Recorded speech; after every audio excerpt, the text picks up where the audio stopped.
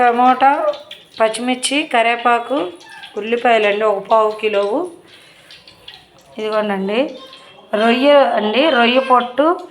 కొన్ని రొయ్యలు ఉన్నాయండి, మొన్న వండిన వాటిలో మిగిలినవి వేసేసాను. చక్కగా నానబెట్టానండి.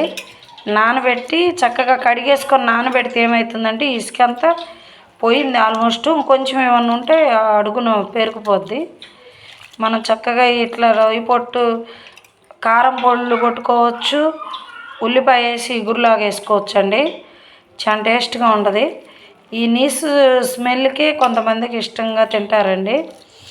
నాన్ వెజ్ అయితే మా ఇంట్లో డైలీ పెట్టినా తింటారండి. మా ఇంట్లో మా వారు కానీ మా పిల్ల కానీ వీళ్ళందరికీ చాలా ఇష్టం అండి నాన్ వెజ్. చేప ఇవన్నీ అంటే చాలా మంచిదండి. ఆయిల్ పెట్టుకున్నాం కదండి, వెయిట్ వచ్చేసింది. ఉల్లిపాయలు వేసేసుకున్నాం.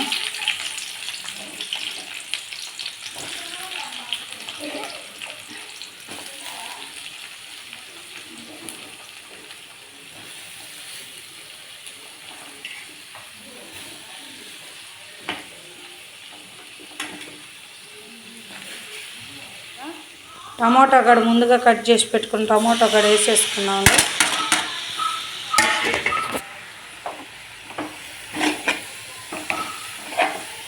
ముందుగా కట్ చేసి పెట్టుకున్న టమాటా కూడా వేసేసామండి.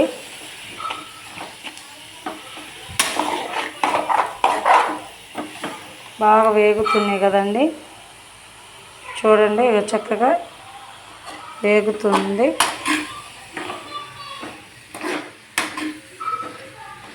ఒక 2 నిమిషాలు మూత పెట్టేద్దామండి.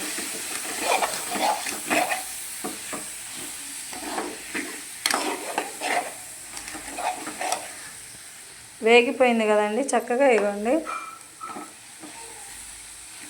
కొంచెం కారం గడ టేస్ట్కి సరిపడా వేసుకొని,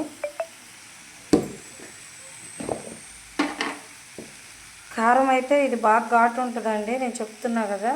బాగా ఇది రెడ్గా ఉంటుంది. కారం అండి ఈ కారం. 2 బల్లారకాయలు, బల్లారి తర్వాత మళ్ళీ కాయలండి. మొత్తం 2 మిర్చి అండి. ఇవి 2 కలిపి కారపొడి ఇచ్చారు మా మామయ్య. ఇదైతే మాకు బల్లార్లో ఒకటి, ఇంకొకటి ఏదో చెప్పాడు. చూడండి చక్కగా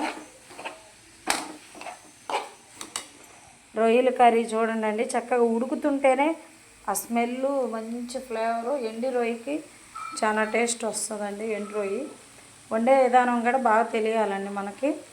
తయారు చేసే విధానం అంతా చూపిస్తాను.